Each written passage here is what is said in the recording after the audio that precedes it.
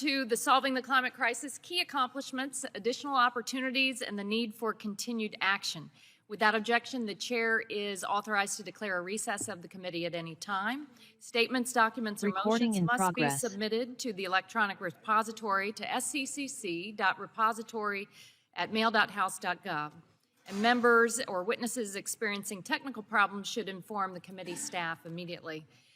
Before we begin the hearing today, I'd like to take a moment to reflect upon our friend, Representative Donald McEachin, whose untimely death has left a void here in Congress and our committee. Donald was a lifelong public servant.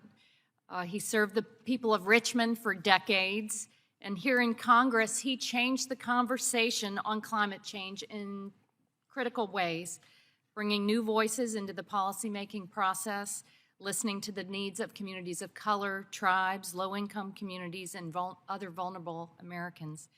Environmental justice was at the heart of his work. He helped redefine equitable solutions for tackling the climate crisis, and I trust that his example will inspire all of us to be faithful public servants. So let's honor Representative Donald McEachin at this time with a moment of silence.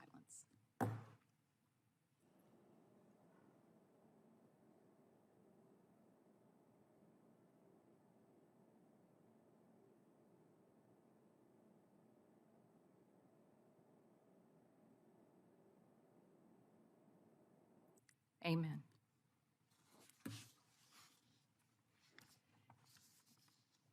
Well, thanks, everybody.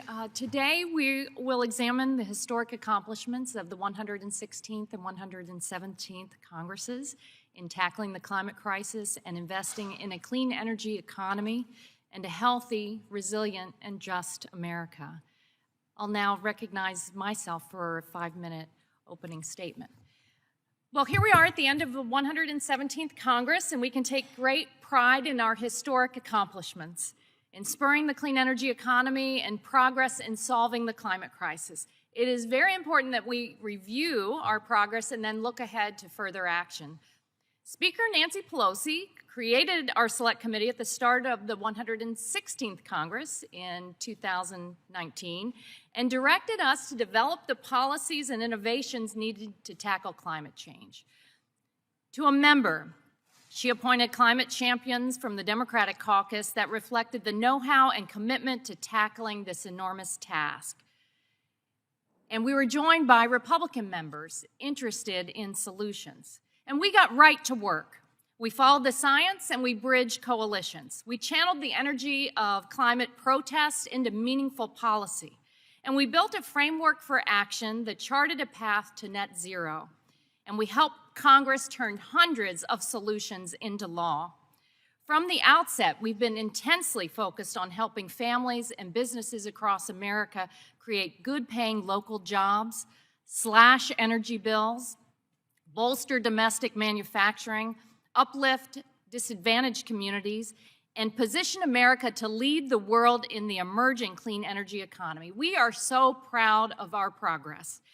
But there is more, much more to do. That's why we've devoted this hearing not just to historic accomplishments, but also to future action as we prepare to release an updated climate crisis action plan to spur further innovation. Our work remains urgent. Climate disasters are putting America's security and stability at serious risk and threatening our economy, our way of life, and our communities. Higher costs, harsh impacts, and greater injury and loss of life are upon us now. This summer, brutal heat waves shattered more than 7,000 daily temperature records across the nation. Persistent drought is drying up our life-giving lakes and rivers, including the vital Colorado River and many of the lakes that support local economies across the West. Wildfires and massive floods are unleashing unprecedented levels of destruction. So are climate-fueled storms like Hurricane Ian, which is now predicted to be the second costliest hurricane in history. Given the growing cost of these catastrophes, House Democrats have used the power of our majority to take bold action to solve the climate crisis. That includes the bipartisan infrastructure law, which makes communities more resilient to droughts, wildfires, storms, floods, heat waves, and other extreme weather events. And it includes our passage of the Inflation Reduction Act, which is the largest clean energy and climate investment in U.S. history. And it puts the United States on a path to reducing heat trapping pollution by roughly 40% by 2030. Our action plan provided a vital roadmap for climate action, and we used every opportunity and every piece of legislation over the past few years to lower cost through cleaner, cheaper energy and to build safer, more resilient communities. Solving the climate crisis is hard work, but the results already are encouraging and the opportunities are exciting. Thanks to our work incentivizing clean technologies, companies in states like Kansas, Kentucky, North Carolina, and Alabama are racing to manufacture the batteries and technologies of the future, creating thousands of jobs along the way. Car manufacturers in states like Michigan and Ohio are investing in our workers as they build electric vehicles that will help reduce pollution. Utilities are increasingly adding cheap wind and solar into their energy mix, lowering costs for consumers and bolstering our energy independence. And we're deploying zero-emission school buses, clean postal trucks, and other clean investments that put families over polluters. Our final majority staff report that we will release next week will look at these key victories and identify new opportunities to meet the goals of our climate crisis action plan. As the 117th Congress draws to a close, it also will serve as a reminder that the fight for climate action must continue. Guided by science, rooted in justice, and powered by American workers. We have a moral obligation to our kids and future generations to continue our work. And I will add with great humility, it's been an honor and a privilege to lead such an impactful committee with an incredibly talented professional staff led by the staff director, Anna Unruh-Cohen. You all have truly made a difference. And I'm grateful to you for answering the call to service to help solve the climate crisis and give our kids a fighting chance for a livable planet. Thank you again. And at this time, I'd like to recognize the ranking member, Garrett Graves. And Garrett, I want to thank you personally and all of the Republican members for your service in this committee. And I trust in future years we will forge some bipartisan work together to help solve the climate crisis and do it in a way that lifts up all communities across this great country. Thank you so much for being my partner. Thank you, Madam Chair.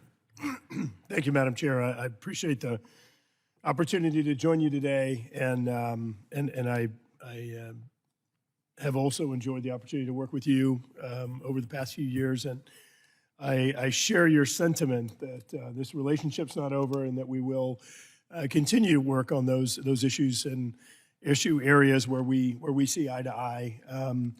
I also want to thank Anna and her team. I want to thank Sarah and her predecessors, Marty and Dave, and their team for all the work over the past few years. It's been absolutely extraordinary standing up a new committee with jurisdiction and pulling together all the expertise that's been pulled together. Before I go on to my statement, I lastly just want to recognize Congressman McEachin. I served with him on this committee as well as on the House Natural Resources Committee.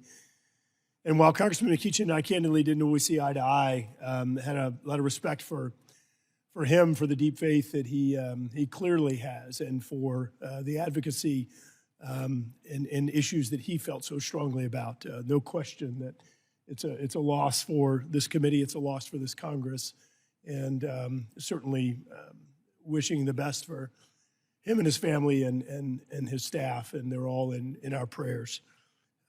He was amazing in his strength and bravery and courage as he was dealing with tremendous adversity over the past year or so. Madam Chair, you made a lot of mention of science and data, and I think it's really important. The that I bring up something that I brought up at many hearings, and that's a few jobs back. I was responsible for rebuilding the levees after Hurricane Katrina and rebuilding our coastal wetlands in Louisiana, which were devastated.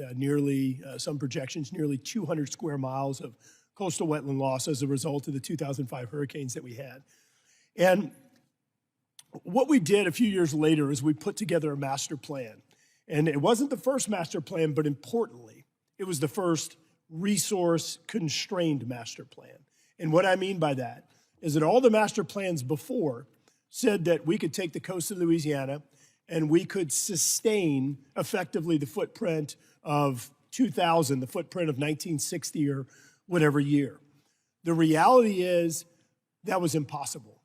From a resource perspective, from a science, from a technology perspective, it was impossible. So in 2012, we developed the first resource-constrained master plan. How much fresh water do we have in order to sustain the coastal wetlands and the coastal communities? How much sediment do we have in order to rebuild our wetlands and our barrier islands, our dunes? How much financial resources do we have? We can't go out there and go promise people we're gonna have $1 trillion and go sustain the footprint of South Louisiana whenever that number is ridiculous. And so we developed the first resource-constrained plan. And what it did is it actually moved the line further north. So we had folks that we had to tell, look, based on the resources we're aware of, we can't protect you. We offered relocation assistance, we offered elevation assistance, but we had to tell them the truth. And it was that we cannot sustain the footprint based on current resources, current science, current technology. Now, the reason I bring that up is because what's happening right now under all of the various investments, whether it's the IRA, the ARA, the infrastructure bill, $610 billion being set aside, $610 billion being set aside for what is called this energy transition. The problem is no one has done a resource-constrained plan. So we're all being told that we're going to achieve certain emissions reductions. We're all being told that we're going to adopt certain technologies whenever it doesn't take a mathematician, it doesn't take a PhD, it takes somebody who can add and subtract. The resources that we have available cannot achieve the objectives that have been set. Now, let's throw in some curveballs. Where's the next Ukraine invasion going to happen? Is it going to happen in the Congo where you have massive supplies of critical minerals, where we suddenly lose access to that? Oh, but many say, well, what? Well, then what we're going to do is we're just going to produce domestically these resources.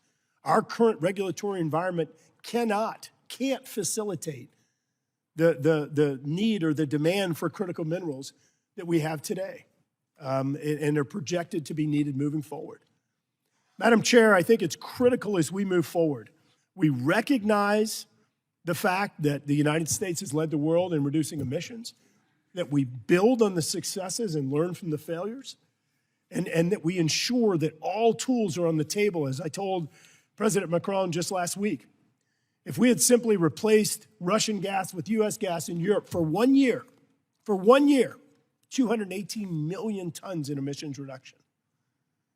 So, Madam Chair, I look forward to working together with you, but I'm going to say it one last time.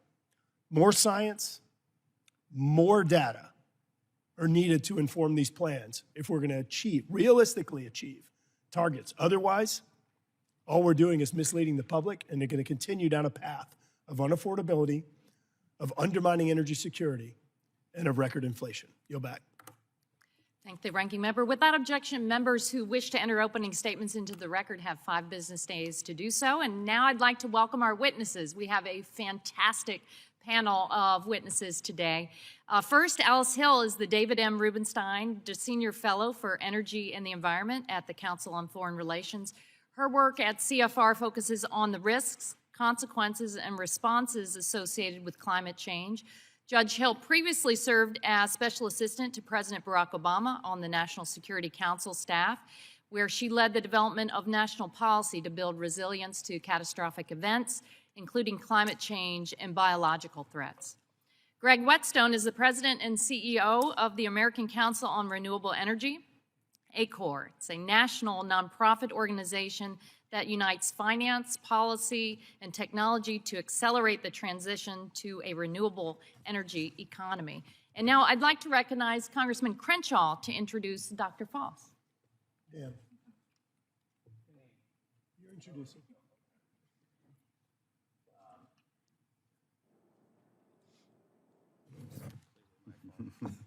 Sorry, Kelly Armstrong was talking to me about his new Substack or something.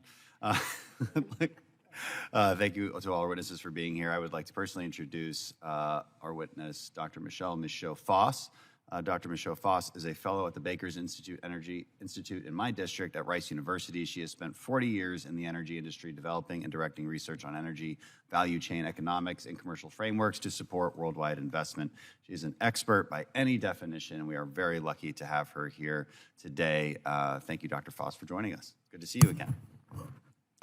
Thank you, Mr. Crenshaw. Next, Dana Johnson is the Senior Director of Strategy and Federal Policy at WE ACT for Environmental Justice. There, Ms. Johnson leads the advocacy, regulatory, and policy setting team, helping to shape clean air, healthy homes, water quality, energy democracy, and transportation standards policy. Reverend Dr. Jessica Moorman is a climate and environmental scientist, pastor, educator, and advocate. She serves as the Vice President of Science and Policy at the Evangelical Environmental Network. Prior to joining EEN, Jessica was a AAA Science and Technology Policy Fellow at the U.S. Department of Energy and has conducted climate research at various prestigious institutions, including her alma mater, Georgia Institute of Technology. Brad Markell is the Executive Director of the AFL-CIO Industrial Union Council, IUC. The AFL-CIO is the National Labor Federation of the United States with 58 affiliated unions representing 12.5 million workers. The IUC is the manufacturing arm of the AFL-CIO with 12 unions representing over 1 million members directly in manufacturing. Prior to joining the staff of AFL-CIO, Mr. Markell was an international representative with UAW for 15 years and is a proud member of UAW Local 14 in Toledo, Ohio. Without objection, the witnesses' written statements will be made part of the record. With that, Judge Hill, you are now recognized to give a 5-minute presentation of your testimony. Welcome. Thank you so much, Chair Castor and Ranking Member Graves. It's an honor to be here before you. I want to congratulate this committee on its extraordinary work. You have brought much needed attention to the risks posed by climate change and identified powerful solutions. With the Jobs Act and the Inflation Reduction Act, Congress has made historic investments in both adaptation and mitigation. Once considered a threat for the distant future, climate change has arrived. Americans need only look out their windows to confirm it. Bigger wildfires, heavier precipitation causing rain bombs, deeper droughts, greater temperature extremes, and sea level rise have pummeled all 50 states and the territories. Just yesterday, at the very edge of the Arctic Ocean, in the northernmost community in Alaska, temperatures hit a historic high, 40 degrees, even in the dark of winter. That's 6 degrees higher than the previous record. In late September, Hurricane Ian struck. Its rapid intensification as it approached Florida served as a wake-up call for how climate change can dramatically worsen extreme weather events. Estimates peg overall economic losses from that storm alone at $100 billion. But Hurricane Ian isn't just the latest strain in a string of disasters this year alone. As of October 11th, NOAA estimates that there are 15 separate weather and climate disasters with losses exceeding $1 billion each, and they've battered the United States. Those include a derecho that ripped across states in the Midwest, carrying wind gusts over 90 miles an hour. A storm in May that rained golf ball-sized hail in the Midwest. Continuous drought in the western United States, and wildfires in New Mexico, and more. Billion-dollar events are on the rise. 2022 marks the 8th straight year with at least $10 billion weather and climate disasters, according to NOAA. Climate-worsened disasters come not only at a high financial cost, they also take lives, undermine public health, and threaten national security. They inflict misery upon millions. But the United States currently lacks a national strategy to adapt to climate-worsened extremes. The failure to create such a strategy makes us an outlier among developed nations. Without a national adaptation plan in place, our country risks leaving significant climate risks unmanaged. To avoid repeated surprise by the severity and frequency of losses caused by climate-worsened weather, the nation should engage in national planning, including with state, local, territorial, and tribal governments, as well as the private sector.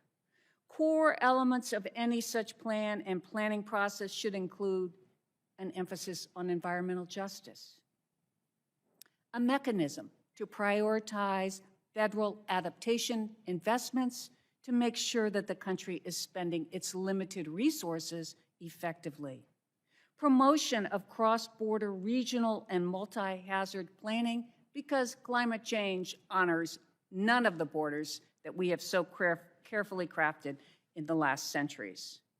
Because forests, wetlands, marshes, and floodplains protect us, we need to focus on nature-based solutions, and we also must harmonize our climate and mitigation efforts going forward. Similarly, we need, as part of our efforts in the United States, to develop, adopt, and enforce climate-resilient building codes, make better land use choices, have greater consideration, and this is true for many of the states represented here, of the availability and affordability of property insurance as that market is affected, assistance for Americans displaced by climate extremes, and other very important elements. Now is the time to act.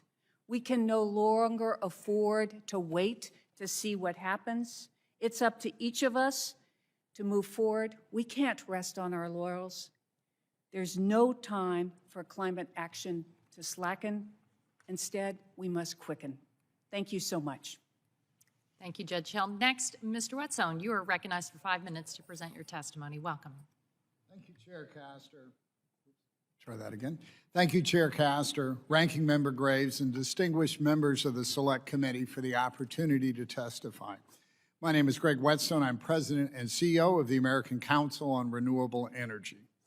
I want to take a moment at the outset to convey my deep condolences on the untimely loss of Congressman McEachin. His commitment to the cause of environmental justice is a legacy that we are committed to carrying forward at ACORN. ACORN is the nation's first pan-renewable nonprofit. Working across technologies, our member companies include leading developers, manufacturers, investors, utilities, and corporate off-takers. Last year, our members were responsible for more than 90% of the booming growth in utility-scale U.S. renewable power.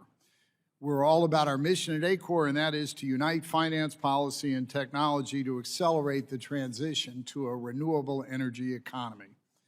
I want to extend ACORN's deep appreciation of the committee for the critical role it has played in defining the nation's climate agenda.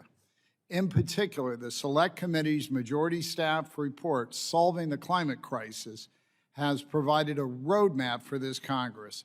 An impressive 305 of the report's recommendations are now enacted into law, a clear testament to the sagacity and lasting impact of the Select Committee's work. Further proof of the committee's influence can be seen in the recently enacted bipartisan infrastructure law and the Inflation Reduction Act, which have enabled historic progress towards our climate objectives. The infrastructure law promotes vital upgrades to the nation's antiquated electric grid. But the biggest gains were in the IRA, which finally positioned the country to get on a climate-safe path. Thanks to the IRA, clean energy businesses will benefit from stable, long-term tax incentives like those enjoyed in the fossil fuel sector for more than a century. Analysts predict that taken together, the IRA's programs will reduce greenhouse emissions in the U.S. by roughly 40% below 2005 levels. With this committee's help, Congress has provided a welcome moment of hope in the face of a climate crisis which, as we just heard, is accelerating faster than predicted, and for that, we are grateful. But how can we ensure that these projections actually come to fruition, and how do we build on this progress to ensure a more climate-friendly future? ACOR has identified several areas for continued oversight and eventual legislation or regulatory action that I will outline briefly here, and I urge the committee to note the greater detail in my written testimony. A critical first step, of course, begins with prompt completion of guidance from the Treasury Department under the IRA. ACOR is pleased to see Treasury soliciting input from diverse stakeholders, and we're encouraged by the guidance we've seen today. The next challenge I'd mention is the effort to catalyze more domestic renewable energy manufacturing and the related effort to accommodate trade policies to the reality that we have no choice but to rely on the global supply chain until we build out our domestic manufacturing base in the renewable sector. I have more detail in my written testimony, but I would mention here that last week's Commerce decision on solar tariffs will further constrain solar panel supply and is not helpful. The next challenge is a big one. Building the 21st century grid, we need to accommodate the clean energy transition and ensure resilience of the nation's electric supply. There is a dire need to expand and update our outdated and balkanized transmission infrastructure. This is a complex area. My written testimony described the several key elements here. And I do want to highlight that there are 3 bills introduced by members of this committee that are relevant. Chair Castor's Efficient Grid Interconnection Act, her Enhancing Electric Resilience Act, and Representative Caston's Reinforcing the Grid Against Extreme Weather Act. Those are important parts of the challenge there. Regarding another important legislative area, ACOR respectfully urges Congress to swiftly pass bipartisan siting and permitting reform with a prominent transmission component. Finally, I want to mention the importance of regulatory action to an effective climate solution.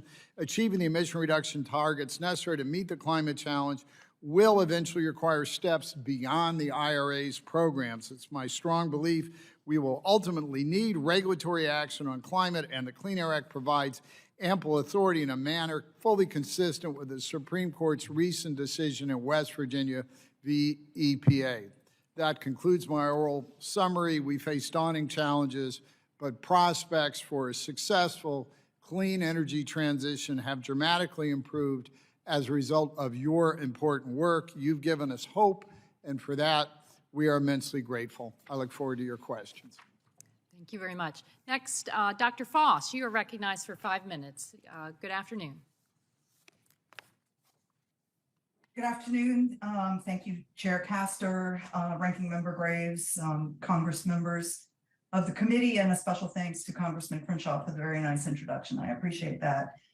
I think we all agree that we all want to do the right things. I always start that way in hearings in which I'm asked to testify. The issue is what the right things are, and also discerning all of the trade-offs, being sure that we're not making ourselves worse off in the name of making ourselves better off, and that we are doing everything that we are responsible for doing in full view of all information, fully transparent, and recognizing the pros and the cons and other factors that are involved.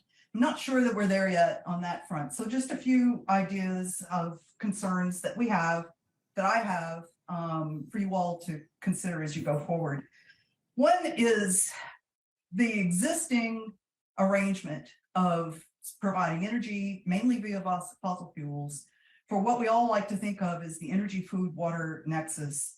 If we move away from that model too quickly, we're destabilizing all of those arrangements. And we're seeing very troubling signs of this around the world. And that is a very large caution flag for us and how we think about the timing. I think it also raises another issue. We don't want to throw babies out with bathwaters. Fossil fuels are amazing. Hydrocarbons are amazing molecules, and we're learning what to do with those every day. More creative uses, more creative applications, more creative materials, and we need the freedom to begin to continue to experiment with those. When it comes to sources like wind and solar, too many of the costs remain hidden, and it's really not the best way of doing things, especially from a taxpayer customer point of view. One of those realities that is hidden but needs to be better revealed is the relationship between the amount of material that goes into these technologies relative to the energy that comes out. And I recommend to the committee in my testimony that you look at the International Energy Agency's report from last year, the role of critical minerals in clean energy transitions. I was a peer reviewer for that. I included a graphic in my testimony that I think tells the story perfectly. We're trading off lower energy density with higher materials intensity, and we really need to think about the implications of that. I fully agree on issues related to permitting for infrastructure and other things, but it needs to be more broad than simply transmission, because we need to support the base that we've got in place now until we're ready to move on. And I do commend the National Renewable Energy Laboratory, which put out a rather provocative report in many ways related to ideas for growing the role of wind and solar, the amount that would be needed in order to achieve any reasonable target, 50%, 100%, and the amount of transmission that would be needed, and the permitting realities associated with that, which they suggest we can solve with nuclear energy, which we are fans of, but that's not an easy thing to do either. So it needs to be on the table. When it comes to the automotive industry and the idea of electrified transmission, a colleague in the automotive industry remarked that retooling an industry that has been the backbone of our manufacturing infrastructure is truly an historic undertaking. And how? And we are not nearly there in terms of achieving the domestic content that is related. I want to refer the committee also to a previous hearing on May 5th that was held by the Committee on Energy and Commerce Subcommittee on Energy. And during that hearing, I lined out several concerns about materials supply chains, critical mineral supply chains. And I would have to say that in the intervening year, unfortunately, my concerns have only deepened. We are simply not well prepared to make the obligations that we are discussing today and that are present and in the existing legislation, which raises a question of whether we want to continue to obligate taxpayers when we can't really meet the targets that we're laying out. We have many competing needs for raw materials, of which defense is one, and there are increasing conversations around this. We need to be able to think about all of the physical and electrochemical properties. We need to hold some dry powder aside in terms of budget, because we already have obligated a great deal, and we need to be able to have some in reserve. And then finally, we need to put materials first. Rather than focusing on the end products, think about the supply chains, think about advanced materials in particular. We have a lot of suggestions to make from Rice University and other universities on that front for advanced carbon materials, and especially carbon has value. We need to learn how to reap it and use it. Thank you.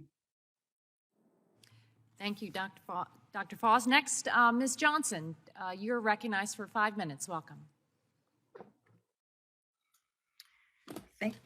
Thank you so much to Speaker Pelosi, to you, Chair Castor, Ranking Member Graves, and members of this committee for responding to the growing threat of the climate crises through the work that you are doing or have done through the Select Committee.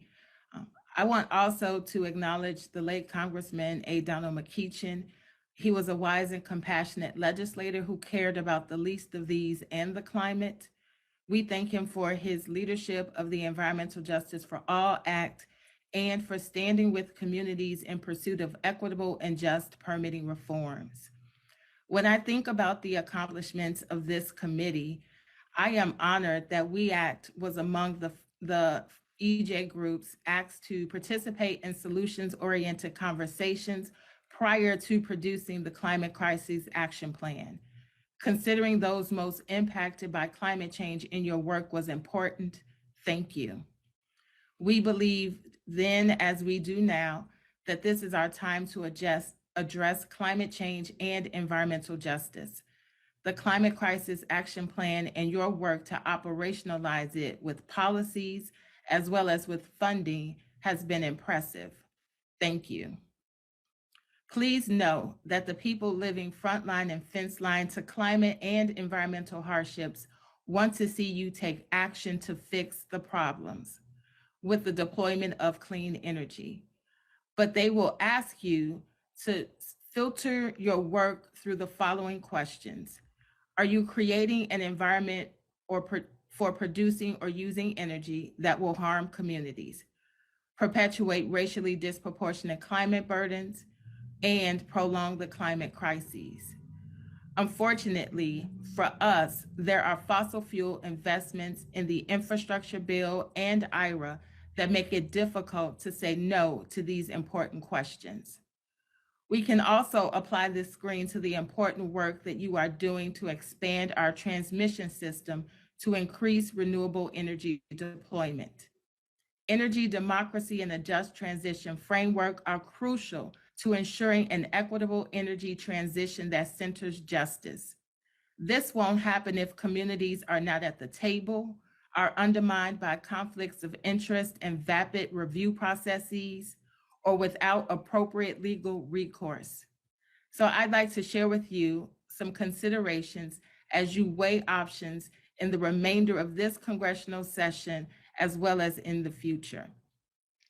We know that underfunded and understaffed projects are a major reason for delays.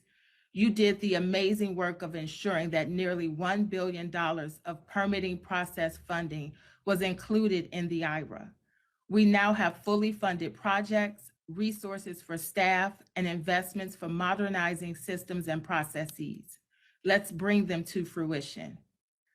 Our organization is asking you to unequivocally oppose any side deals and similar proposals. We strongly support the passage of the Environmental Justice for All Act, which is essential legislation to ensure that the clean energy transition centers, protects, and supports communities that have endured decades of fossil fuel pollution.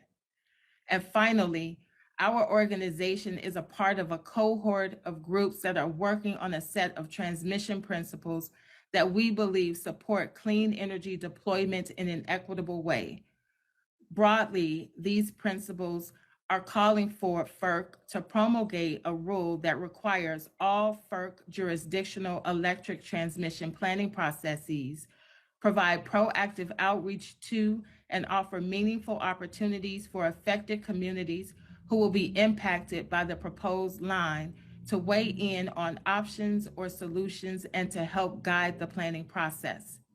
To calculate all the benefits of transmission, including greenhouse gas emissions data. To take into account and minimize siting challenges such as local environmental impacts and impacts on environmental justice in tribal communities. And finally, to ensure that, to the extent reasonably feasible, without impairing its mandate to assess and minimize environmental impacts on EJ and tribal communities, that any proposed transmission solution make use of existing rights of way for any type of infrastructure. We look forward to sharing a detailed version of these principles with you as part of my written testimony and other follow-ups. Thank you so much for this opportunity, and I look forward to your questions. Thank you, Ms. Johnson. Next, we'll go to Dr. Mormon. Welcome. You're recognized for 5 minutes. Thank you. Thank you, Chairwoman Castor. Thank you, Ranking Member Graves, and thank you to everyone on the committee for the opportunity to speak with you today. I want to start by offering my deepest condolences for the passing of Representative McEachin. He was a man of faith with a deep commitment to creation care and giving voice to those disproportionately burdened by pollution. I'm honored to testify today on behalf of the Evangelical Environmental Network and our over 5 million pro-life Christians who've acted with us over the last 5 years for clean air, clean water, and a safe climate. At the Evangelical Environmental Network, we believe all human life is sacred and worthy of protection. We are pro-life from conception to natural death, a theology that we share with the National Association of Evangelicals. As pro-life evangelicals, we have a special concern for children, both born and unborn, and that we believe that we have a moral and biblical mandate to defend the health of all God's children. We want children to be born healthy and unhindered by the ravages of pollution and climate-fueled extreme heat that medical research shows can rob children of their God-given potential before they even breathe their first breath. Simply put, for us, acting on climate and pollution is a matter of life. Now, over the tenure of this committee, we have seen banner year after banner year for transformative policy to defend life from the harmful impacts of climate and pollution. And the majority of these wins were bipartisan. We can look to the Great American Outdoors Act, the Energy Act of 2020, the Congressional Review Act on methane, and the Bipartisan Infrastructure Law, the CHIPS and Science Act. We can even look to key pieces of climate provisions in the Inflation Reduction Act that have origins in bipartisan policy. As we look to the 118th Congress, I sit before you with a very simple message. The work is not done, and we can't afford 2 years of inaction. As a climate scientist, and frankly, as a mother, I believe, like most people in this room, I want to pass down a healthy future and a safe climate to my kids. And I strongly urge the members of this committee to keep the momentum up and continue to work together. For the remainder of my testimony, I'd like to highlight 2 areas that I think are set for strong bipartisan action that I give in detail in my written testimony. First, defending life and wisely stewarding our resources by cutting wasteful methane leaks. And then secondly, harnessing the power of God's creation through natural climate solutions. Cutting wasteful methane leaks from oil and gas production is an incredible opportunity to advance health, quickly reduce climate warming, and reclaim precious natural resources at a time when American families in the world can't afford any wasted drop. Medical research shows that living and working near natural gas and methane production is linked to heart failure, cancer, asthma, birth defects, lower birth weights, all due to pollution from emissions of methane, benzenes, and other toxins associated with production. As an evangelical pastor, I take seriously what the Bible says in Proverbs chapter 13, verse 22, that we are to leave a good inheritance for our children. Birth defects, breathing problems, severe health complications, this is no inheritance to leave. I urge this committee to continue to work to defend health in the lives of over 17 million Americans, including over 3 million children who live, work, or go to school within the half-mile health threat radius of an oil and gas facility. Important investments in the bipartisan infrastructure law and the IRA do this work. However, it puts the onus and burden on the American taxpayer to clean up the messes of industry. In the name of fiscal responsibility, as well as fairness to the American taxpayer, I urge the 118th Congress to work together on common sense oil and gas bond reform to ensure that the full cost of reclamation and remediation is covered. To solve the climate crisis, we also need to harness the power of God's creation and advance natural climate solutions, which according to peer-reviewed research can get us approximately 1/3 of the way towards our carbon reduction goals. America's farmers, foresters, and ranchers are among our most dedicated stewards of God's creation and are a key part of the climate solution. I was just with them, meeting with them in the Midwest this last week, and what I heard is that the IRA's investments in the USDA and Farm Bill conservation programs, that they're critical to making our food producers more resilient to climate-fueled extreme weather, while also building soil health and increasing profitability.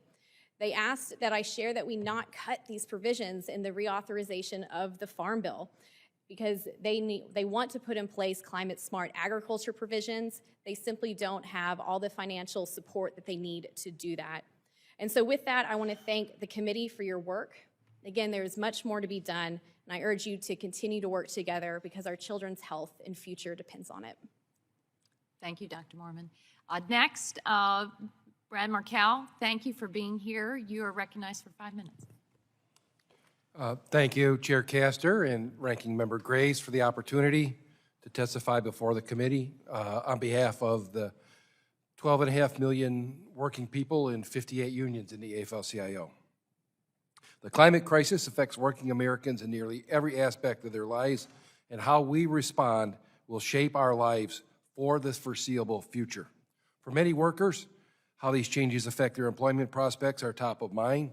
We are beginning to see how investments in new technologies will reshape industries and the impacts on workers and communities. There are a lot of issues in that bucket. Working people and the less fortunate often bear the heaviest burden of the effects of climate change. Fires, floods, droughts, extreme weather, or this year's surprise, to me at least, the Mississippi becoming impassable in certain spots.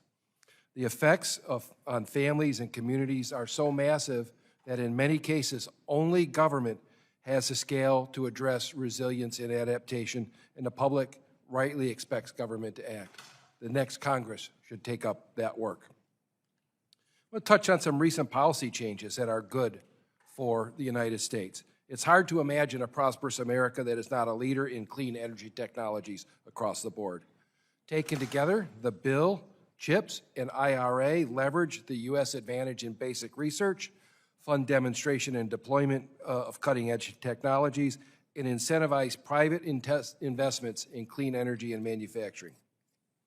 In 2 short years, the U.S. has fashioned a policy response to climate change that explicitly addresses the challenge posed by China and others that currently dominate clean energy supply chains, and it puts domestic job creation at the center of what it means to be successful in the fight against climate change. That is a win for the American people. But the policies are one thing. We sort of have to convert those policies into wins for jobs and wins for reductions in emissions. It's really important that Congress keep these policies in place so that private capital has the certainty it needs to invest in clean energy at the pace needed to bring emissions down quickly. In the IRA, after all, the heavy lifting is done by tax cuts for investors. Dependence on potential adversaries for new energy technologies would be as risky to the United States as dependence on foreign oil. And increasing domestic capacity to produce these items is the key strategy to reduce that risk. Please don't backtrack. We are on the road to success. We do need to keep moving on accomplishments. Permitting reform is needed. Well, these policies that we've enacted can make us internationally competitive. The evidence is they are already. Investment is pouring in. We still have work to do to make sure that they're brought online quickly and efficiently. Simply put, permitting reform is critical to meeting our climate goals. Although it's an often difficult discussion, we must find ways to permit many more large-scale energy projects than we have in the past. Trade is another important place where we need to keep making policy progress. We still face significant challenges related to our strategic competitors and international trade flows.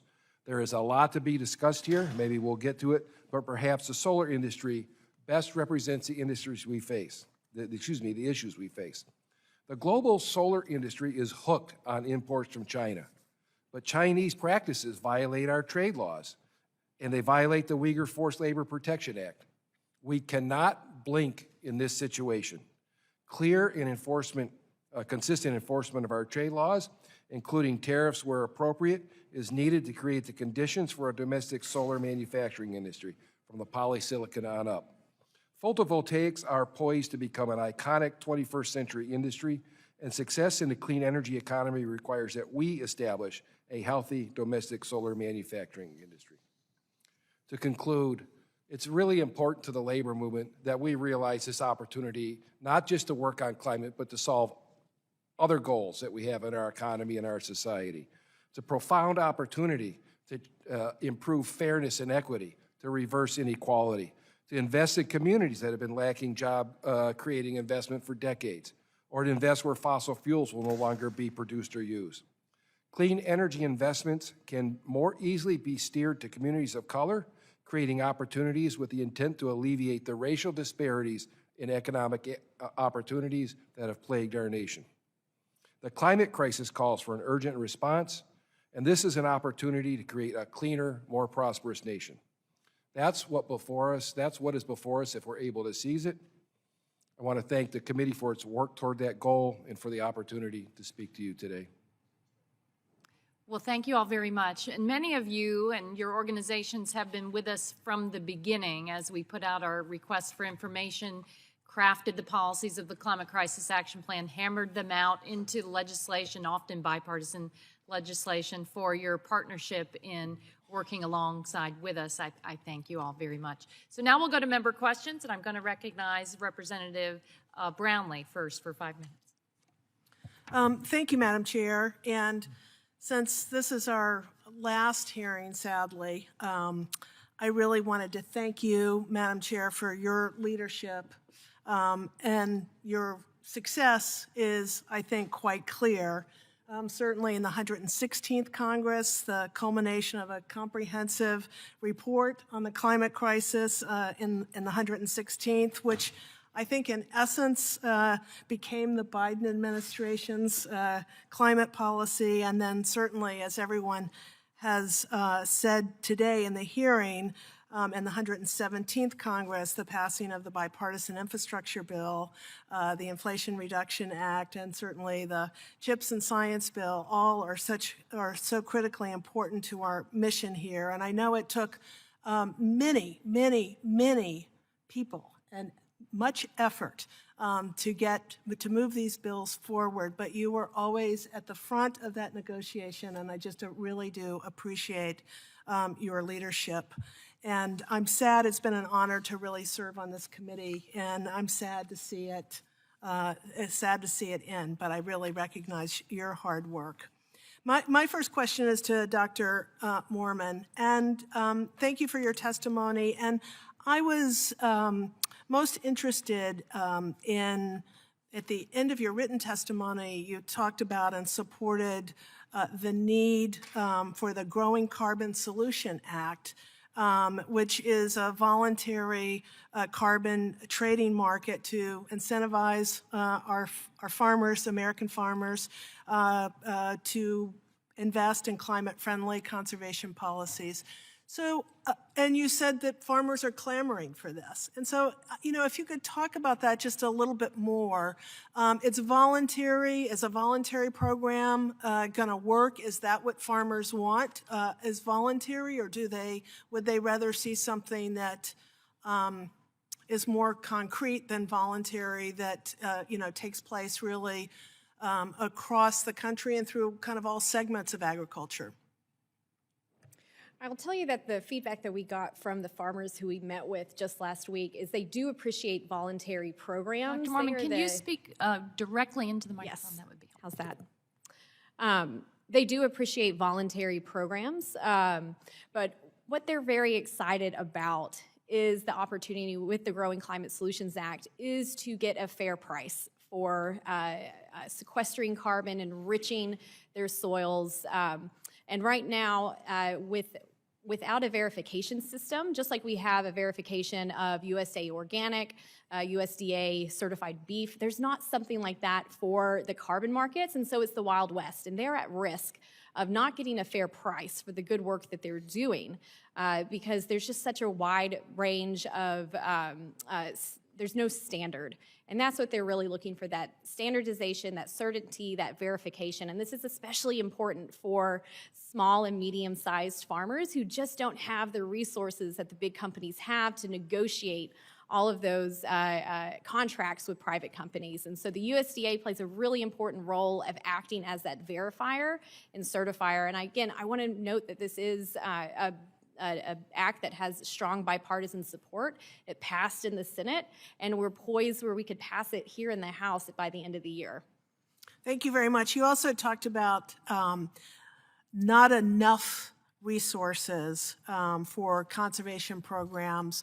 So do you have a sense of, or do you have any data really about the number of farmers who may be interested in applying for some of these conservation programs but are just not applying because they know the resources are so limited? So these conservation programs in the Farm Bill and with USDA are consistently oversubscribed. And so one that I heard consistently was the EQIP program, which again is a voluntary program that allows farmers to innovate and trial new things on their farm for 4 years. And according to the Congressional Research Service, the EQIP program is only funding 27% of eligible program applications, so just a quarter of the applications that they get. And this is, again, we see that a backlog in all of the conservation and water programs that are available. And so it's a vast amount of farmers who want to get access but haven't been able to. The provisions in the Inflation Reduction Act of funding these programs is a great step in the right direction, and we need to keep those gains going into the reauthorization of the Farm Bill. Great. Thank you very much. My time is up and I yield back. Thank you. Next up, Rep. Crenshaw, you're recognized for 5 minutes. Thank you to the chair and ranking member for holding this hearing. Thank you to the witnesses for coming. I never get to go first, so this is really exciting. Look, we hear again and again about the devastating consequences of climate change, and we have never argued in this committee about whether or not we should address the issue and mitigate the worst outcomes. That we surely agree on, but we do sharply disagree on the solutions. And the argument is made often that only renewables can be the solution. So we're told that we should pursue unreliable energy at a higher cost with severe consequences on our physical environment, or else we don't care enough about climate change. Now, the problem here is that many in the climate movement have endorsed radical environmentalism instead of rational environmentalism, endorsed an emotional approach instead of a fact-based, practical approach. For instance, radicals will reject any measure to reduce the time it takes to build carbon-free energy we need, because we need permitting and regulatory reform. Radicals endorse, somewhat ironically, unprecedented environmental devastation, since, of course, the production of renewables requires far more materials and mining of rare earths, far more land to be cleared, and far more transmission lines to actually work. And radicals reject calls to increase the domestic natural gas energy production that will reduce global emissions, because they refuse to acknowledge the fact that more U.S. natural gas on the global market means more foreign coal is displaced, which means emissions are immediately and drastically reduced. This is radical environmentalism. It produces less energy with more resources at a higher cost. To be a radical environmentalist is to ignore goals like adaptation and innovation and instead pursue only prevention, which is an impossible goal. The irony is that this misguided strategy makes the goal of preventing temperature rises even more impossible than it otherwise would have been. Radical environmentalism is anything but compassionate, because the strategy necessarily makes our energy less reliable, which results in poverty, despair, if not outright death. I hear a lot about environmental justice for the disenfranchised, but apparently that doesn't mean justice for them now, when they need energy to survive and heat their homes at a price that they can actually afford. And in the next Congress, we will focus on solutions that actually work. Solutions that deliver reliability, affordability, conservation, and a reduction in global emissions. No technology should be taken off the table, and the cost of the solutions should not be greater than the cost of the problem itself. In other words, rational environmentalism.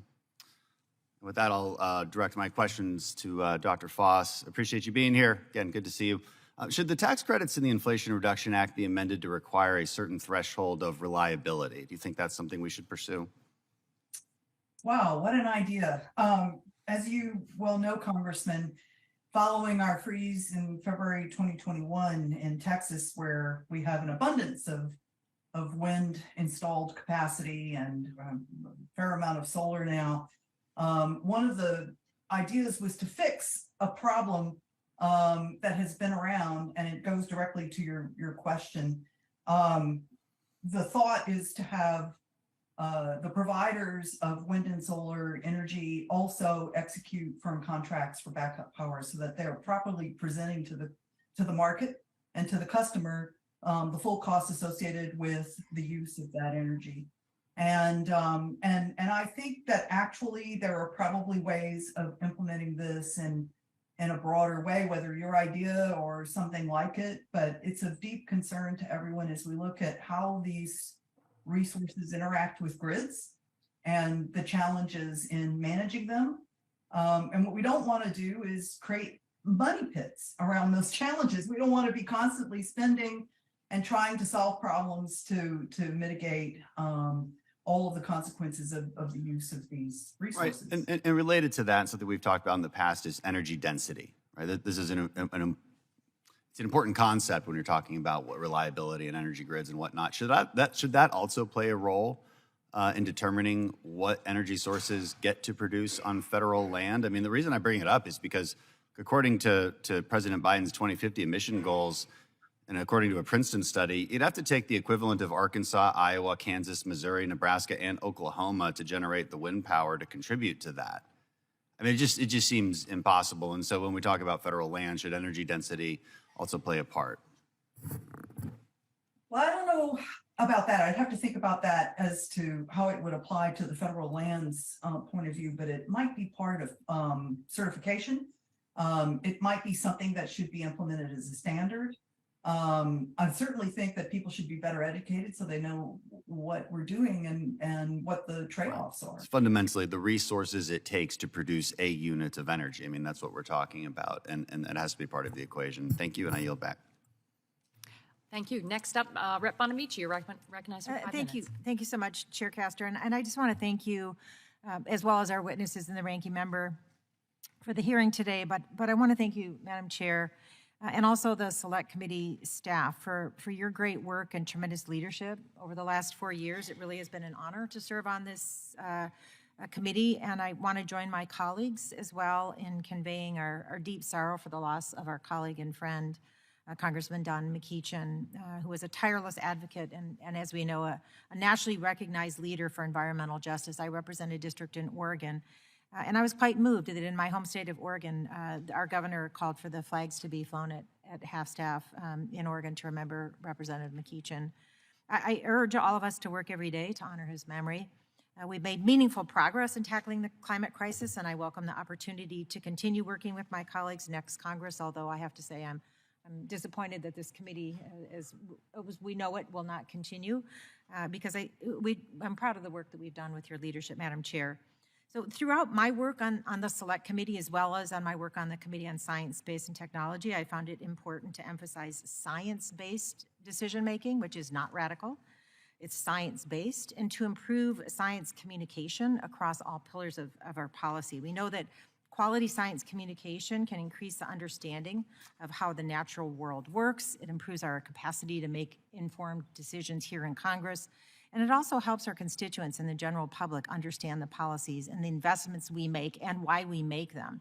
So I want to ask you, Reverend Dr. Moorman, could you talk a little bit about why it's important for us to continue these investments to further advance our knowledge and understanding of climate modeling and natural systems, and also how can we work to promote that communication piece, that science communication, both for the public and for scientific communities for the purpose of improving our policy decisions here on the Hill?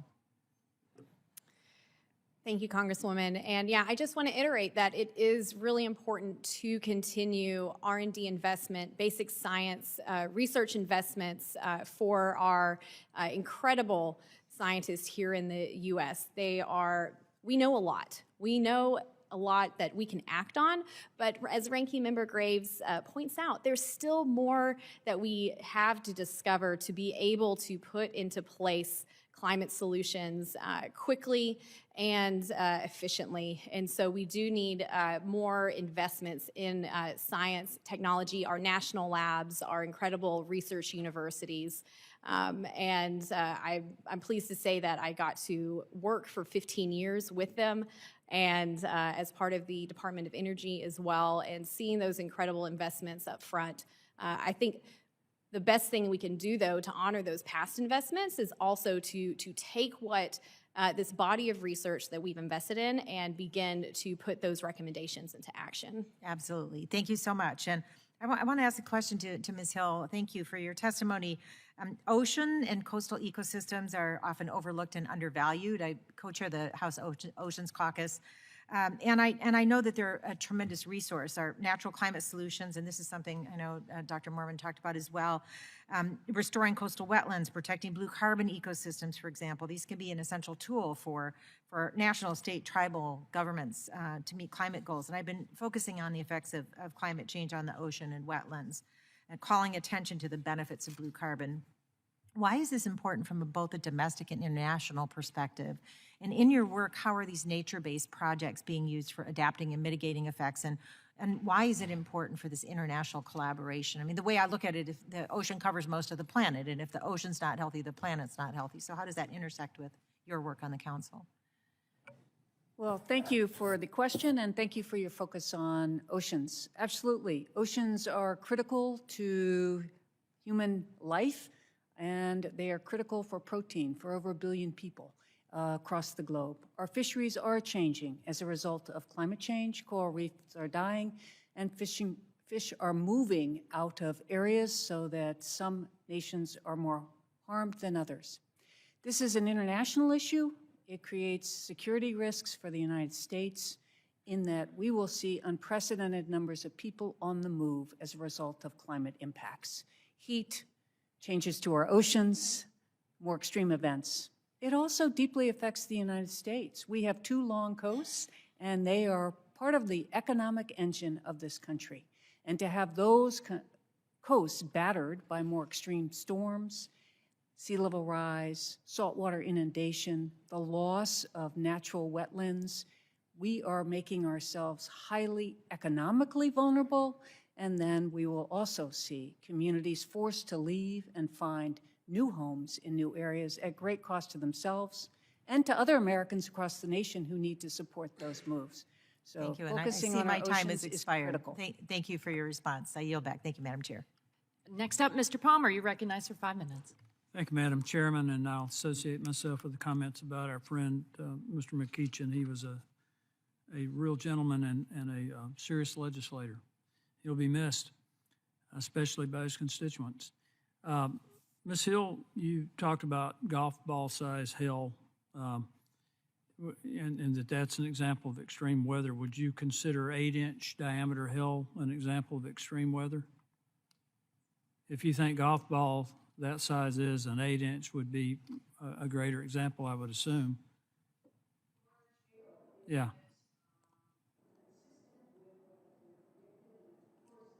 Well, I just want to Make new trends. point out that 130 years ago today in Texas, the New York Times reported 8-inch diameter hail. So that was pretty extreme. And you also made this point about people need to just look out their window, as though that looking out your window would be some evidence of climate change. I would say there are people in certain parts of the country this winter that will be looking out their window, thinking about cutting down the trees as a source for heat for their homes because they can't afford their heating bills. We're headed toward a crisis in regard to people being able to afford energy, and it's impacting everything. I mean, it's not just heating your home or filling your tank. It's being able to buy groceries. I've got numerous personal stories here from everything from CNN to the New York Post of people, one in particular, this lady, Philadelphia, who works for Philadelphia's Heater Hotline, said that as the inflation's pushed up her food budget and other expenses, she's bundling up and keeping the heat turned down, hoping to stretch her heating oil for as long as possible. She said it's miserable. It's like living in an igloo. These are all, I think, directly the result of this administration's energy policy. Here's a guy named Tim Wisely. He says he's keeping it at 50 to 55 degrees in his home. Now, he's older. He said he can't go food shopping and still be able to pay for oil. It's one or the other. And one of the things, and I've expressed this multiple times in this committee, is my concern about excess winter deaths and the impact that's going to have. We've seen it in Europe. Now, there are people who want to deny that. They're excess winter death deniers. that's going to be a problem. This gentleman that I just mentioned, 67 years old, his wife just died. He's living by himself. And you're going to literally have people that are going to have to choose between heating their homes and buying food or buying medicine. And it's a particular concern for people who have cardiovascular issues, respiratory disease, other pre-existing conditions. It's a problem for infants. That the policies of this administration are impacting in a very negative way. Now, I admit the climate's changing. All you got to do, instead of looking out your window, is read the geologic history of the world to know that the climate's changing. But there are also things that are impacting energy production, such as what we've seen in Europe that's going on last year and again this year with falling wind speeds. It requires that the wind speed be at least 11 miles per hour to generate power. It really needs it to be about 15 miles per hour. And when it falls off, you don't get the power generation, and the prices go through the roof. These are some of the things that I think we have to take into account when we're considering these policies, and the rush to renewables, which have already been proven unreliable because they don't provide the consistent baseload that the grid requires, whether you're in the United States or in Europe, is a problem. I think that these are some of the issues that we have to take into account, in addition to some of the things that were mentioned by my colleague, Mr. Crenshaw, in terms of power. I've had numerous discussions about, I think the best way for us to reduce emissions is to go to next generation nuclear. You can site a next generation nuclear facility on 640 acres. That's 1 square mile. To get the same power generation that you would get from a next generation nuclear facility would require 77,000 acres for a turbine farm. That's an ecological disaster, not to mention the mining that it would be required to provide the critical minerals for that. So I just think, and again, I appreciate the opportunity to serve on the committee and to present these perspectives. I do think there's more work to be done, and I appreciate the opportunity to serve with you on the committee, Chairman Castor. I yield back. Thank you, Rep. Palmer. Next up, Rep. Huffman, you're recognized for 5 minutes. Thank you, Madam Chair, and I want to thank the witnesses as well. It's been a good conversation. So I am sitting next to an empty place in the dais and a beautiful arrangement of flowers that is a fitting tribute to our dear friend, Don McEachin, who we all miss very much. But I want to suggest that an even more fitting tribute to our friend Don, if we love him as much as we say we do, would be to make sure that this week we do not allow the EJ community to be thrown under the bus. We're going to be asked to do that as part of a false choice that suggests that the only way you can have clean energy transmission is to have the biggest rollback of the Clean Water Act in 50 years, to cut the EJ community out of meaningful input in the public process, and to greenlight a whole bunch of terrible polluting fossil fuel projects. We should not do that. We should not do that because it's not the best way to meet our clean energy goals. We should certainly not do it in a dirty deal that's mostly about fossil fuel. So I just want to suggest there's a better way, and we'll have a chance to do that, I think, on the floor this week. But Madam Chair, thanks to you and your staff for these past several years of just doing a great job. It has been a historic year on climate action. Your leadership has helped focus, I think, the country and the world on the climate crisis, its impacts on communities from our lands to the ocean. And we have also, through this committee, done a good job of calling out the fake solutions that are very much part of our challenge as we confront this crisis. We're going to continue to be invited by the fossil fuel industry to pursue fake solutions. We've had a chance to talk very substantively about that. This committee has made clear that the climate crisis is real, and we've approached it with the urgency that it demands. I'm really proud of that. This year, I've been pushing for the need to reform international financial institutions so that we can promote clean energy, not just here, but in countries around the world. That's a very important piece of unfinished business. I've also been highlighting the climate and environmental injustices caused by plastics. As we transition to clean energy for our power sector and our transportation, we need to be prepared for the fossil fuel industry's plan B, which is to push plastics as the next great way to keep us addicted to these planet-killing fossil fuels. But I celebrate all of the achievements that we have been able to notch in this Congress. And as we prepare to hand the majority to our Republican friends, I think we just need to be resolved to continue to point out what unfortunately are some pretty major differences. We're going to see this select committee eliminated right away by our Republican colleagues, and that's really too bad, because I think it shows that as much as they have pivoted from outright climate denial, we still see a stubborn refusal to acknowledge this as the crisis that it is. It deserves a select committee focused on decarbonization and the transition to clean energy, and unfortunately, under the Republican majority, we are not going to get it. I'm also very concerned about the fake solutions that we probably are going to hear way too much about in the years ahead. We don't have time for that. And just as the tobacco industry offered us things like filtered cigarettes when the science became totally clear that smoking cigarettes was killing people, we now hear the fossil fuel industry and their allies here in Congress offering us essentially filtered cigarettes. Fossil fuel that somehow here in the U.S. is a little bit less planet-killing than what the Russians put on the market, but is still killing the planet. We don't have time for fake solutions. We don't have time for filtered cigarettes. And finally, we need to really make sure that we're taking environmental justice seriously, I believe, going forward, because we're going to hear fake equity arguments as well. We have heard time and again in this committee how fossil fuel is actually a great thing for poor people and for disadvantaged communities. And we just need to push more natural gas through projects like the Mountain Valley Pipeline into impoverished areas. We need to listen to the actual frontline communities, not the AstroTurf folks that the industry puts forward from time to time. And so starting with that point, I want to go to Ms. Johnson. Ms. Johnson, I'm really glad that you brought up the fact that we put $1 billion in the Inflation Reduction Act to streamline transmission and environmental permitting. We all want to see this clean energy deployed as fast as possible. But I want to know if, in the limited time I have left, if you would agree with me that we ought to give that process and maybe the principles you and your EJ colleagues are working on, which sounded very promising, a chance to work before we gut NEPA and the Clean Water Act in the name of clean energy?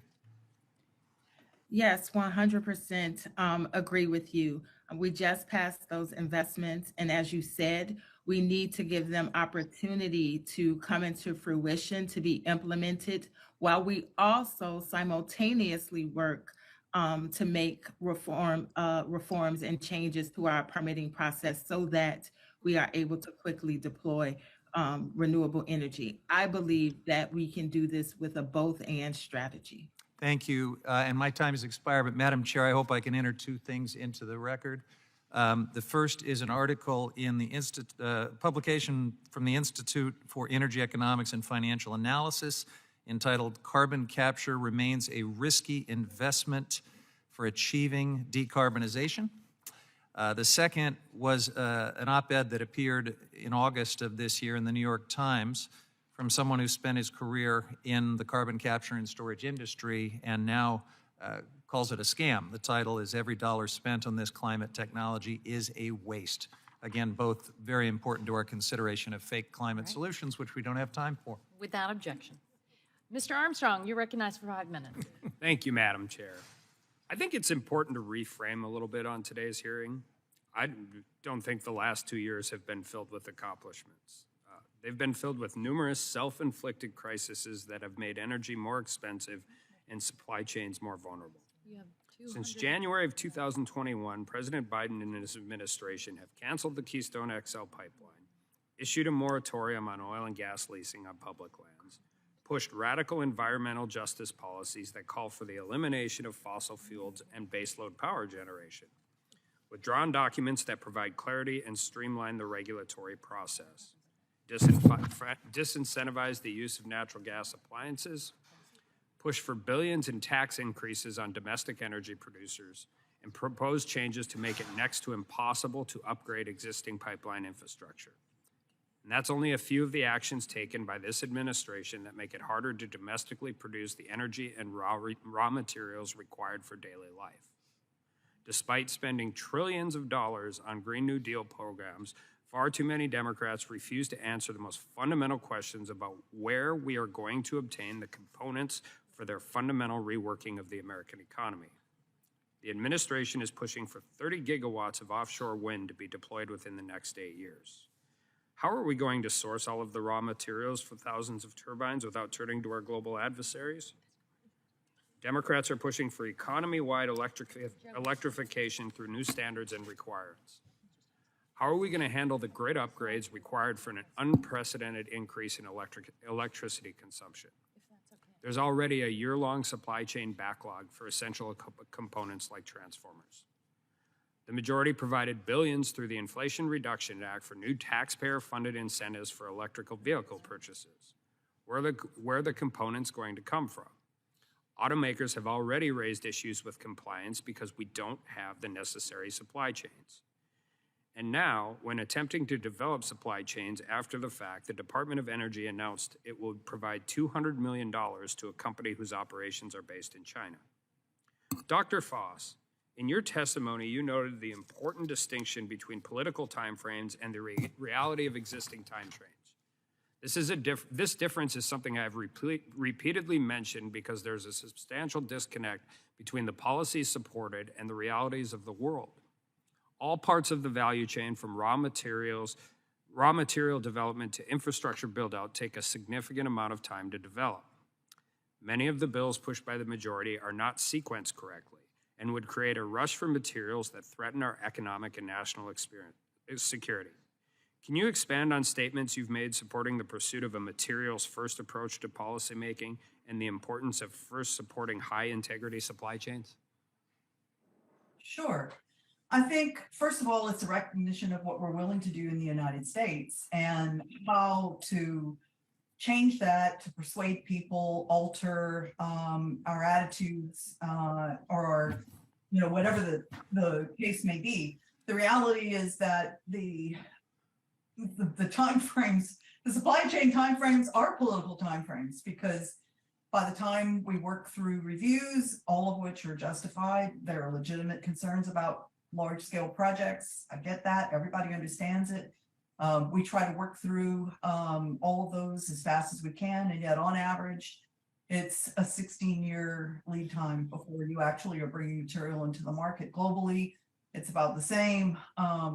So trying to get end products into markets within the timeframes that are specified in legislation, if you can't deliver, means that all you're doing is wasting really valuable resources, taxpayer resources. So that's the concern. In terms of improving sequencing and putting materials first, it's a recognition of that fact. So if you need to do something in the legislation to address it, or something in policy making to address it, it's spending the time to get those foundational tools in place first, and then proceeding with the goals and objectives that you're after. Does the recent establishment of the state-owned conglomerate China Rare Earth Group impact U.S.-focused materials first supply chain? Oh, hugely. We're doing a review of that right now. This was a major shift in how things are done. They've consolidated a number of their rare earth enterprises into this very large scale monopoly. China is roughly 80% of the rare earth market. They process 100% of our own production. Rare earth elements are not a huge part of our non-fuel minerals tonnage, but they're critical because of the properties they have. And by doing what they're doing, what the Chinese can do is basically set the terms of the game. And we're quite concerned about that. Thank you, and I yield back. Next, Rep. Escobar, you're recognized for 5 minutes. Thank you so much, Madam Chair. And I want to thank all of our panelists for taking time to be with us today and for all of your great work. Madam Chair, I want to also recognize you and your wonderful leadership. You have steered this ship in such a wonderful way, so inclusive and thoughtful, and I really appreciate your leadership. I've learned so much from it. I want to thank all of my colleagues. I've learned so much from each and every one of you. I know we will all miss Mr. McEachin. It's still hard to understand that he's gone, but he made such an impact on all of us. And I want to thank the advocates watching at home. Your advocacy really helped push this Congress in a powerful way. What we saw over the last 2 years in terms of what we delivered as a result of your work is undeniable. And it's stunning to me that there are folks who refuse to acknowledge the good work. Anyhow, it's been incredible. And I think there are innumerable opportunities ahead. And I'd like to encourage all of our advocates to please not stop pushing on us, not stop holding us accountable, and please continue to use your voices because there is still so much work to do. I represent a community in the Chihuahuan Desert, El Paso, Texas, right on the Rio Grande. And I recently held some really fantastic conversations with agricultural leaders in the community, with county leaders, with leadership from the International Boundary and Water Commission, as well as leadership from the USDA to talk about the impact that drought has had on the river and then the subsequent impact that that has on our farmers. We also have regular meetings with our local governments who see what happens when after severe drought we get intense rain and the runoff that happens and the incredible damage. And for an economically disadvantaged community like El Paso, those costs are catastrophic on a local community. And so, Ms. Johnson, I'd like to ask you, especially given your work in environmental justice, what are some of do you think, the key aspects of the climate bill, the Inflation Reduction Act that we passed, and potentially also the bipartisan infrastructure law that we passed that could help economically disadvantaged communities like mine the most? And what are some areas where you think Congress has a whole lot more work to do ahead in order to ensure that we build on the good work that we created in the 117th? Sure. Thank you so much for the question. I think that you and your colleagues did an amazing job of pulling together 700 recommendations, policy recommendations for addressing climate and environmental justice. We see those investments being in air pollution, broadly in schools. We see it in emission reductions in the transportation sector, at ports and with clean and heavy duty vehicles. You've made available resources for technical support for frontline groups and others to really get involved in the process of making decisions about climate policy implementation and investment implementation in their communities. And that is quite important. I think one of the ways that you've also made impact to address the questions around affordability issues is that you have increased funding for programs like LIHEAP from $3.8 billion to $4 billion. And I think that that will be an important bridge for individuals as we transition our grid and our energy economy. And I think, as I noted earlier, the work to ensure that we expand transmission opportunities for renewable energy in a way that is respectful and honoring of communities will be vitally important. Communities have to be at the table. Communities need to have substantive environmental assessments, and communities need legal recourse when things don't go as designed. And so I think that as you think about, permitting, as you think about transmission, if you keep those things in mind, that will be vitally important. Thank you so much, Madam Chair. I yield back. Next, Ranking Member Graves, you're recognized for 5 minutes. Thank you, Madam Chair. Thank you. I want to make a few notes in our hearing we had in September. I'm sitting here listening to everyone celebrating the emissions reductions and the successes of the IRA, ARA, IIJA, and other laws that have been enacted in the last year or so. In the September hearing, it was noted that 80% of the emissions reductions were dependent upon a near doubling of the transmission of the electrical grid, a near doubling, an achievement that, let me be crystal clear, will not be achieved, or a goal that will not be achieved. Number two, at that same hearing, a witness testified that approximately 2/3 of the emissions reductions that were cataloged by the EIA were actually projects that were already in the queue, so projects that were already going to move forward. So taking credit for 2/3 of the emissions that were being captured in that legislation in the IRA, these were projects that were already in the pipeline. So look, I think it's really important. And actually, last note, my friend Mr. Huffman was talking about how legislation on the table right now, specifically Senator Manchin's permitting reform, is going to gut NEPA and the environment and all these things. One, I assure you that whoever wrote that hasn't actually been through the permitting process, because that legislation is going to do very little. And I think it's evidenced by the fact that the legislation has 3 tiers. The first tier is it supposedly reforms the regulatory process. Number 2 is it actually sets aside 25 projects that have an expedited process through the regulatory framework. Well, if you fixed it in the first one, why would you need to expedite it in the second one? It doesn't make sense. And then third tier in there is he actually just exempts the Mountain Valley Pipeline project from the regulatory regime that was then improved and then the expedited. So if it's not good enough for Senator Manchin, if it's not good enough for the Mountain Valley Pipeline, why is it good enough for anybody else? So I'm going to say again, Mr.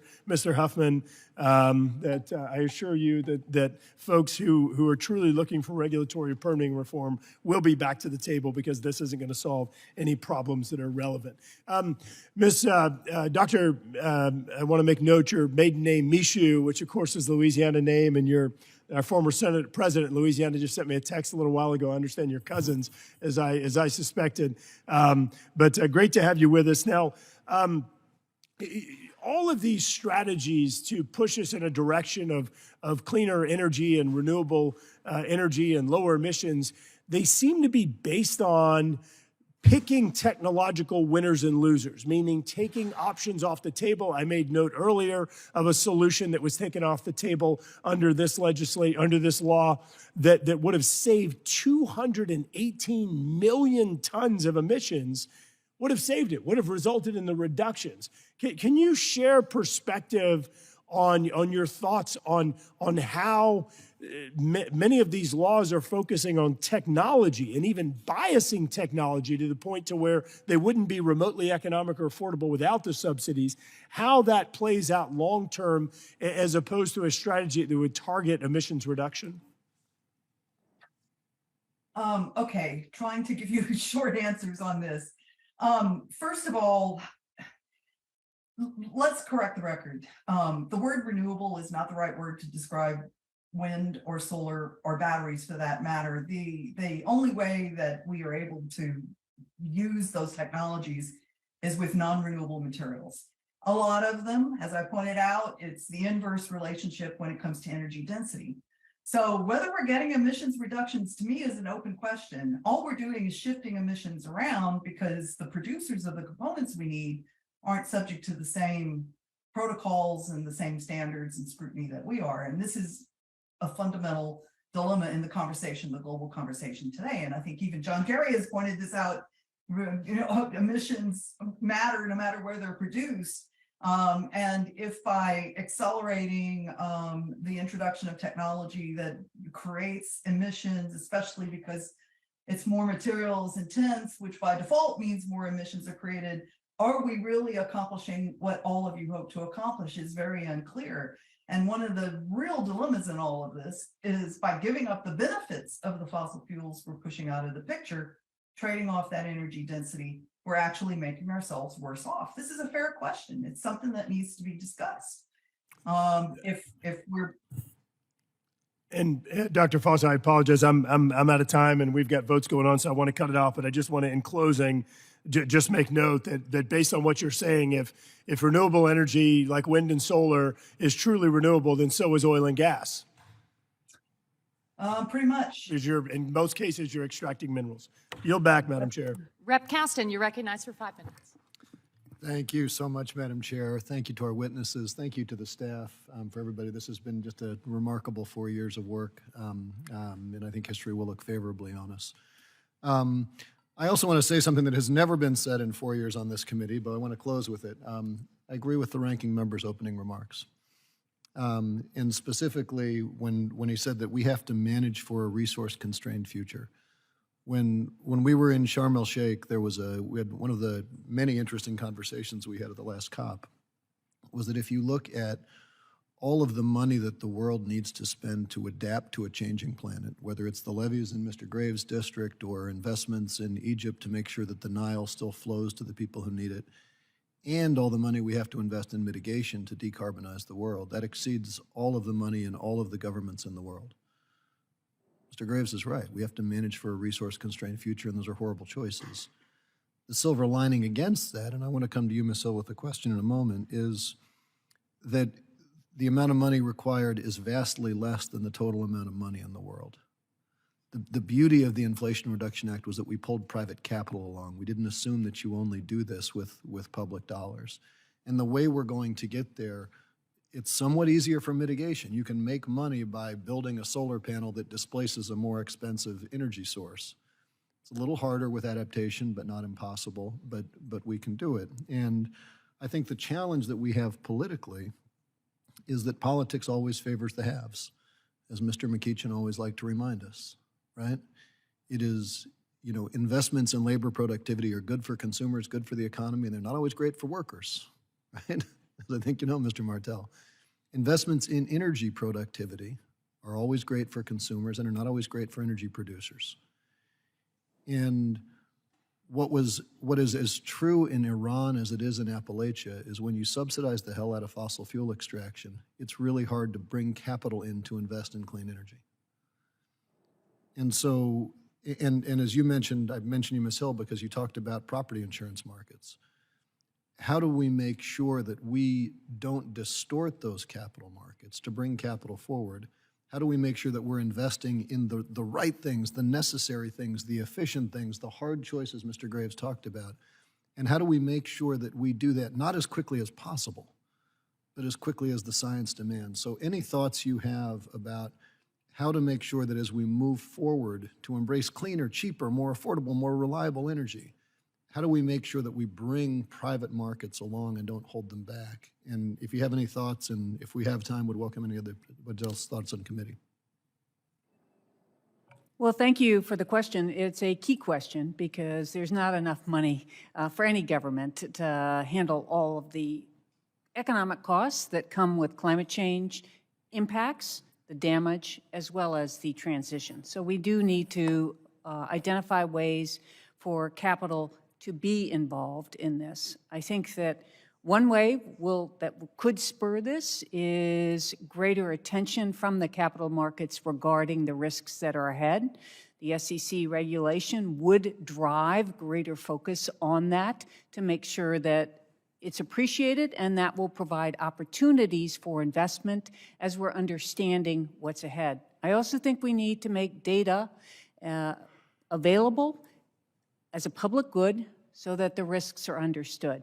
And then I think the government should be looking at ways to enhance efforts in the private market, such as providing incentives, guarantees to underwrite the kinds of investments that we will need. We have seen some of that in the Inflation Reduction Act, but as you point out, it's very difficult in the adaptation sphere to find that money. But I think if we identified the biggest projects that the United States needs to undertake, we could explore how we'll have public-private partnerships and attract the kind of capital that we need to build those kinds of investments to protect us going forward. Yeah, Mr. Go ahead. Sure. Thanks. I just want to add that there is an important proposal pending at the SEC on sustainability information, climate disclosure, that kind of thing can help direct investment in the right way.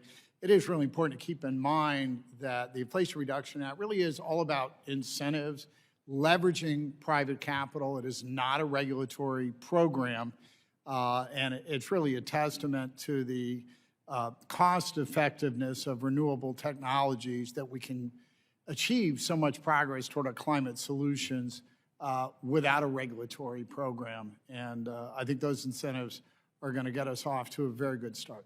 Well, I appreciate that, and I see we're out of time, but as I've said, many of your members, Mr. Westone, are trading at price earnings multiples that are a factor of 10 higher than some of our major oil companies. And if everybody was abandoning Coke for Pepsi, Coke would change their formula, change their price. They wouldn't call up grocery stores and say, "You damn woke capitalists aren't promoting our product that no one wants to buy." And I think we need to be sensitive to that pushback and not get in the way of capital markets. Thank you so much. I yield back. Mr. Carter, you're recognized for 5 minutes. Thank you, Madam Chair. And let me begin by echoing the comments that have been made by my colleagues earlier regarding Representative McEachin. And I too want to send my thoughts and prayers to the family. And it was an honor to serve with such a great member of Congress. And Madam Chair, if I may, I want to thank you and members of this committee for this work that has been done on this committee, and not the least of which has been the education that all of us have received. I know my colleagues certainly leave with the understanding that Georgia is the #1 forestry state in the country, and that's important for them to remember. So I appreciate that opportunity to share that one last time. Dr. Foss, I want to ask you, some of the legislation that's been passed recently, including the Inflation Reduction Act, has tried to encourage the adoption of electric vehicles. And in a way, it hasn't fully addressed some of the underlying issues with supply chains. For instance, the tax credits for electric vehicles that were drafted in the IRA required critical mineral sourcing in North America. And while we all agree with that, and we all want that ideally, even the manufacturers have indicated that that's just not going to be possible, and it's going to be a problem. Even our ally, France, President Macron was here last week, indicated that to President Biden as well, that it's a problem. And there was a witness that we had in a hearing in September that indicated that the EV tax credit in the IRA would have almost no impact on EV market uptake. So, it just appears that the adoption, the goal of trying to increase the adoption of EVs in the U.S. and onshore manufacturing is a good goal, but it's not being approached in the right way. And we may fail on both of those because of that. For instance, if I could use the example, the largest investment, the largest economic development project in the history of the state of Georgia was just announced earlier in August in my district, right after this legislation was passed. And that was Hyundai investing billions of dollars, over $5.5 billion in an EV factory in my district, in the 1st Congressional District, that is now jeopardized by the fact that they were not included in the tax credits because of the fact that it'll be a couple of years before they are able to manufacture these cars in the United States. They can't use the ones that they're manufacturing overseas right now, even though they are ally. And again, this is something that President Macron mentioned in his visit with President Biden last week. So I just want to ask you, do you think that, particularly in the IRA, could we have worked with our allies more proactively ahead of time and to ensure some kind of long-term sustainability of our supply chain? I think you could have. I don't think it would have met your political timeline because those things take a while to hash out. I think we need to give some credit to the auto industry because they are pointing out some of the dilemmas. They are trying themselves to actually rebuild their supply chains, but admittedly, this is not going to fit within any one of your, your goals in terms of when you would like to see these things happen. And you'll simply have unclaimed credits that is the reality of it. Well, thank you for mentioning that, because the time frame that you just mentioned is extremely important. This legislation did not go through regular order. It was not vetted as it should have been had it gone through the committee process, and that's one of the biggest problems. I've only got a minute left, so I want to really jump quickly into nuclear power, because I know that you've been an advocate for this and you've spoken on it in previous testimony. We are in the state of Georgia. We have the only 2 reactors under construction, and they're about to go online at Plant Vogtle. And this is going to generate close to $25 billion in economic development and employ over 7,000 workers. Can you talk about what do you feel like is keeping nuclear power from being a larger part of our energy mix? I mean, after all, we all know that it offers us clean, reliable, baseload power. If I was going to make a recommendation to Congress for something that you all could do beyond this select committee, it would be to revisit the Nuclear Regulatory Commission, how the NRC functions, how it licenses. We have really exciting innovations that are happening on the nuclear front, but the NRC process is not a comfortable one for those. Good. Thank you for that. And I'm out of time, and I'll yield back. Thank you all. I recognize myself for 5 minutes. I want to begin by expressing my profound appreciation to Chair Castor, to the entire Select Committee staff for their exceptional work over the past 4 years. This committee has played a crucial role in ensuring this Congress centers the climate crisis in everything we do. And thanks to the roadmap that we provided through our 2020 Majority Staff Report, this Congress has been the most consequential in our history in terms of climate action. We shaped and passed transformational policy through the Bipartisan Infrastructure Law, CHIPS and Science Act, and the Inflation Reduction Act that will not only help reduce greenhouse gas emissions, but also grow our domestic manufacturing sector, reduce energy costs, and create good-paying union jobs. We know that clean energy is the future, and by making these investments in climate action, we're not just doing what's needed to protect the health of our planet, but we're also ensuring the United States of America outcompetes countries like China when it comes to the clean energy economy of the future. So while we've made significant progress, I also know that we as a nation have so much more work to do. I was honored when the Speaker named me to the Select Committee because the climate crisis is personal to me. I'm the proud dad of 2 great young children, and I constantly think about the world we're going to leave behind for them and for their children. It's the reason I first ran for office, to make the world a safer, healthier place for them.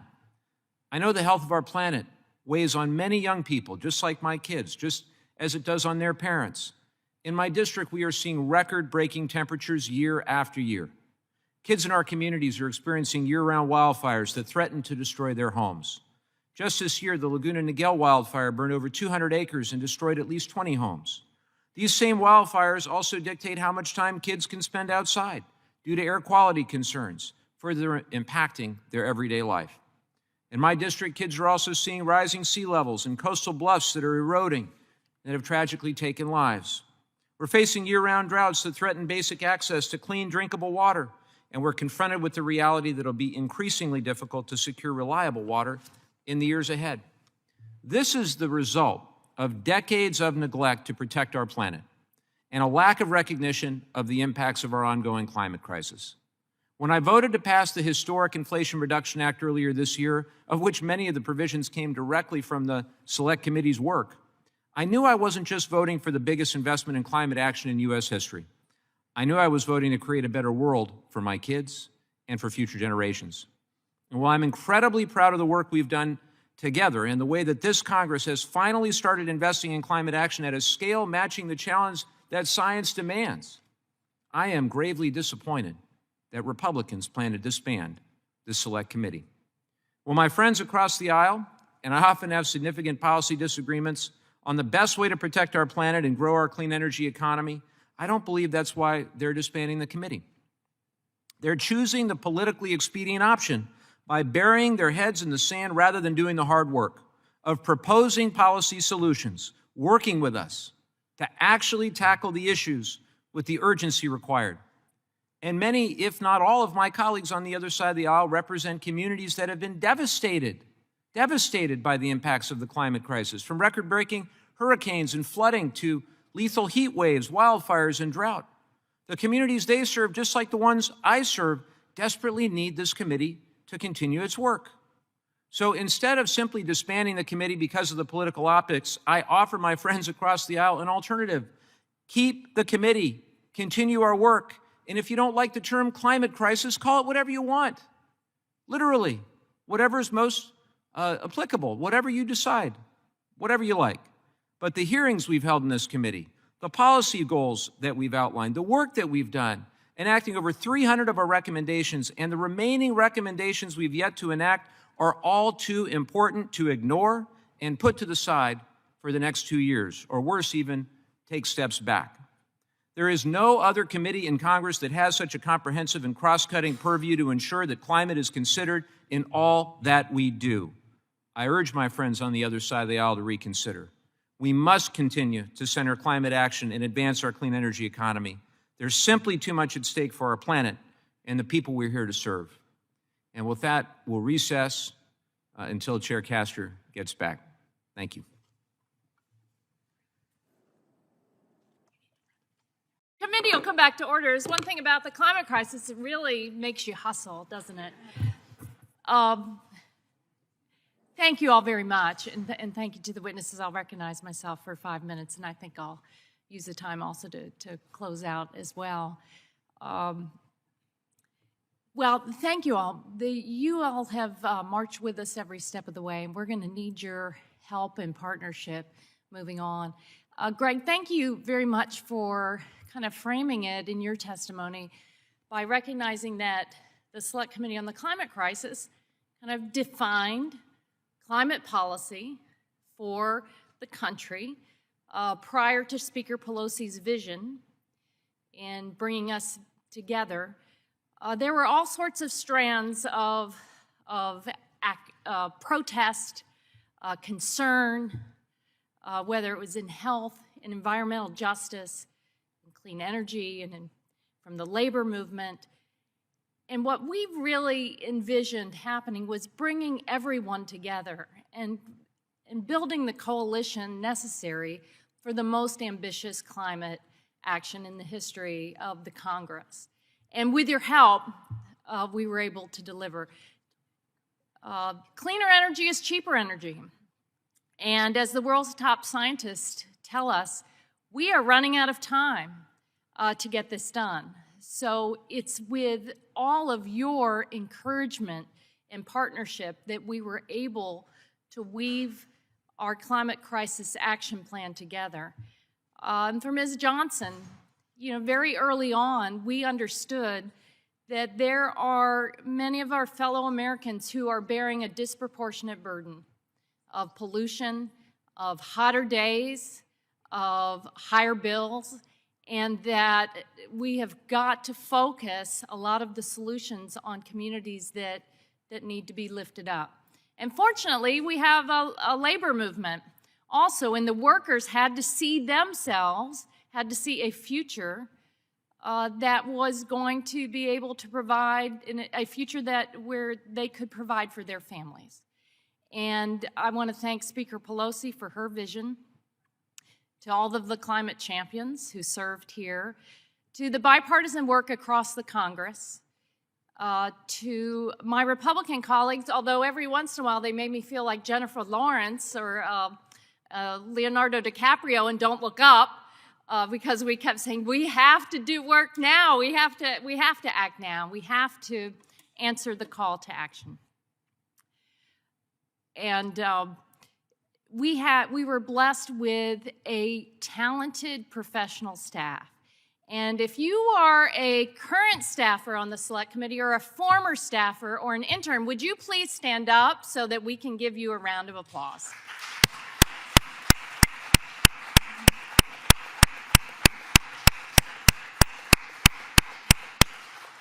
You know, I've been around here long enough to know that kind of the daily grind in the Congress sometimes can wear on you.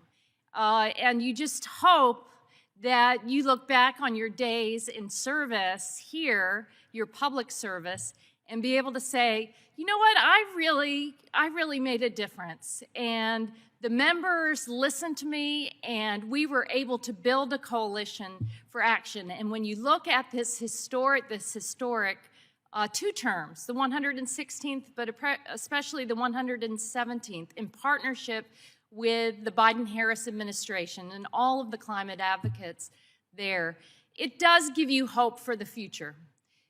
I want to thank you all for recognizing our accomplishments, but detailing out what we have to do, a national adaptation plan to address the risks, building a more reliable macro grid and getting clean energy out across the country, the risks of fossil fuel pollution and how that is wearing on us, and making sure we build the capacity in communities, front line and fence line, to make sure that those resources that we have passed in this Congress get to the families and communities that should come first. And that workers continue to lift up, no matter if they're building the clean cars or trucks or the grid or the offshore wind farms, that we do it in a way where we're not just building American and buying American, but it becomes part of the American way of life. A cleaner, healthier, more just and resilient America. That was our aim, and I want to thank you all for making it happen. Thank you. We're adjourned.